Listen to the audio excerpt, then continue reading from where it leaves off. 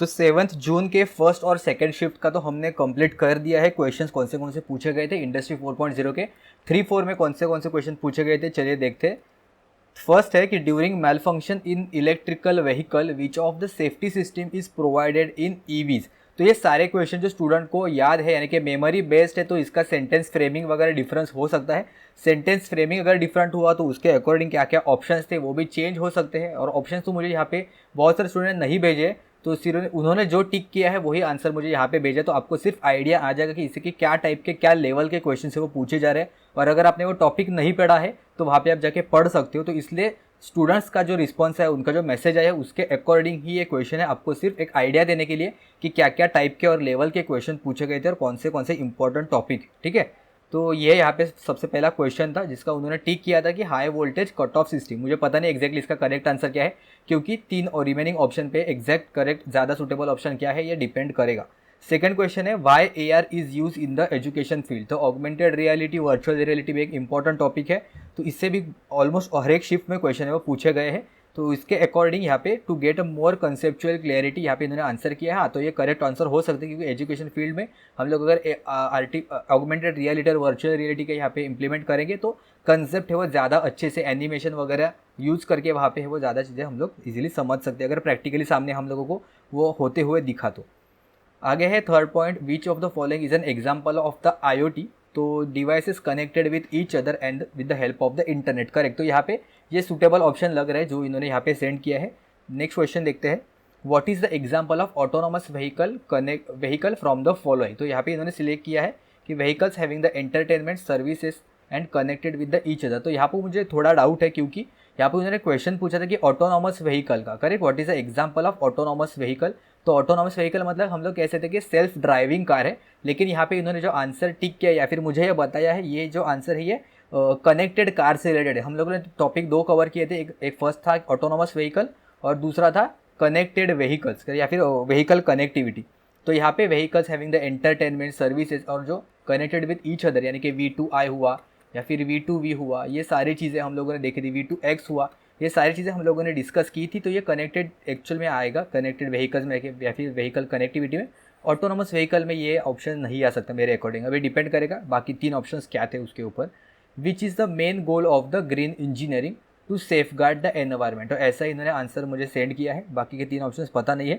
Green engineering आसान सा topic है। ग्रीन इंजीनियरिंग यानी कि बेसिकली आपको इको फ्रेंडली जो कुछ भी ऑप्शंस रहेंगे वो आपको सिलेक्ट करना है, जो एनवायरमेंट फ्रेंडली रहेंगे या फिर इको फ्रेंडली रहेंगे, जिससे एनवायरमेंट को कोई भी खतरा नहीं होगा, ऐसे आपको ऑप्शन टिक करने हैं। नेक्स्ट है विच of the following is a drawback of IoT का ड्रॉबैक हम लोगों ने डिस्कस किया था, तो data privacy and security breach. Correct, ये भी हम लोगों ने डिस्कस किया था अपने लेक्चर में। अगर चाहिए तो IoT का चलिए जाके चेक कर सकते हो वहाँ पे, अगर आपने देखा नहीं है तो ज़रूर से चेकआउट करना।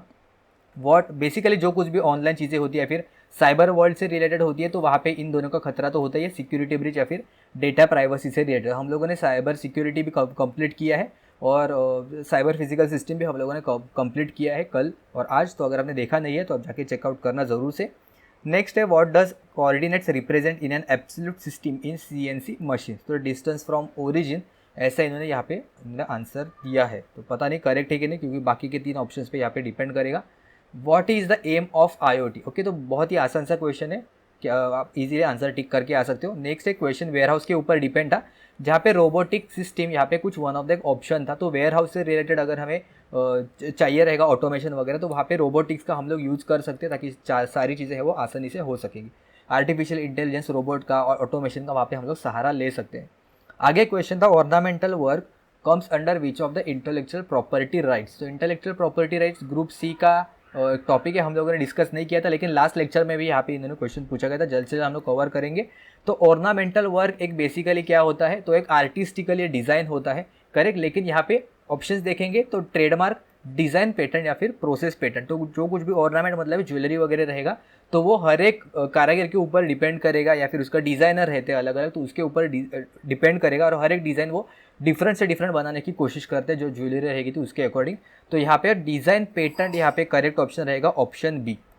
नेक्स्ट है disadvantages of the renewable energy. तो ये हमने क्लास में ऑलरेडी डिस्कस किया अपने रिन्यूएबल एनर्जी सोर्सेज के टॉपिक में। ऐसा क्वेश्चन हमने डिस्कस किया था कि विच of the following is a disadvantage of the most of the renewable energy sources. अभी ये पर्टिकुलर क्वेश्चन में कौन से ऑप्शन पूछे गए थे एग्जाम में वो तो मुझे एक्जैक्टली पता नहीं है, अगर आपको पता है तो नीचे कमेंट्स में बता दो, हम लोग उससे डिस्कस कर सकते हैं। लेकिन अभी ये जो गिवन ऑप्शन है उसमें अनरिलायबल सप्लाई यहाँ पे करेक्ट ऑप्शन रहेगा, क्योंकि जो वाटर सप्लाई रहेगा यानी कि बारिश है वो 12 मंथ्स यानी कि पूरे थ्रू आउट द ईयर तो नहीं रहती, या फिर जो सोलर पैनल हम लोग कंसिडर करेंगे तो वहाँ पे भी जो सोलर है वो नाइट टाइम में नहीं रहता, या फिर अगर बारिश रहेगी तो वहाँ पे सोलर पावर हम लोग यूज़ नहीं कर सकते। सिमिलर जो विंड है वो भी continuously through out the year है वो सेम अमाउंट से वो यहाँ पे नहीं फ्लो करते, तो इसलिए थोड़ा अनरिलायबल सप्लाई हम लोग उसको कह सकते हैं। रिन्यूएबल यानी कि जो नेचर से मिलते हैं वो। आगे है factors which does not affect the flight time of the drone. तो flight time of the drone कौन से फैक्टर पे अफेक्ट नहीं करता, नॉट पूछा। यहाँ पे मैंने जो नीचे फैक्टर्स लिखे हैं यहाँ पे वो अफेक्ट कर, जैसे कि battery capacity, wind speed, temperature and altitude can affect the drones flight time, ऐसा इन्होंने कहा है। बैटरी कैपेसिटी यानी कि अगर बैटरी कम रहेगी तो वो फ्लाई नहीं कर सकता। विंड स्पीड यानी कि अगर बहुत ही ज़्यादा ट्रिमेंडस विंड रहेगा जैसे साइक्लोन टाइप वगैरह हुआ तो वहाँ पे नहीं उड़ सकता, वहाँ पे फ्लाइट टाइम उसका कम करना पड़ेगा। टेम्परेचर के ऊपर यानी कि मोटर वगैरह अगर ज़्यादा हीटअप हो गई तो अच्छे से वो परफॉर्म नहीं करेगी। एंड अल्टीट्यूड के ऊपर भी यहाँ पे जो फ्लाइट टाइम है वो डिपेंड करेगा। उसके बाद एडवांटेजेस ऑफ एआई, तो बहुत ही आसान सा क्वेश्चन होगा, ऑप्शन के आप ऊपर आप इजीली टिक करके आ सकते हो।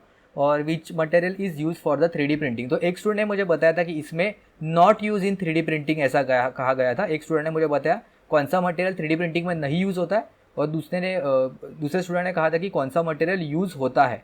तो इन दोनों से मुझे एक्चुअल पता नहीं कि अभी क्वेश्चन कौन सा था, लेकिन यहाँ पे मैं क्लियर कट आपको बता देता हूँ कि 3D प्रिंटिंग हम लोग मेटल के हेल्प से भी हम लोग 3D प्रिंटिंग कर सकते हैं, और प्लास्टिक के हेल्प से भी हम लोग 3D प्रिंटिंग है वो कर सकते हैं। कि जो मटेरियल है वो दोनों यूज़ होता है, मेटल्स एंड प्लास्टिक। तो यहाँ पे बोथ ऑप्शन है वो करेक्ट ऑप्शन हो जाएगा। अगर नहीं पूछा तो नन ऑफ द अबव फिर यहाँ पे आंसर आ जाएगा, और अगर कौन सा मटेरियल है तो बोथ यहाँ पे करेक्ट ऑप्शन हो जाएगा। 3D प्रिंटिंग या फिर एडिटिव मैन्युफैक्चरिंग से रिलेटेड हम लोगों ने कवर किया, तो वहाँ पे मटेरियल्स वगैरह भी या फिर कौन से टाइप होते हैं वो भी डिस्कस किए, उससे भी क्वेश्चन थे, शायद 2-3 क्वेश्चन मैंने डिस्कस किए हैं वहाँ पे।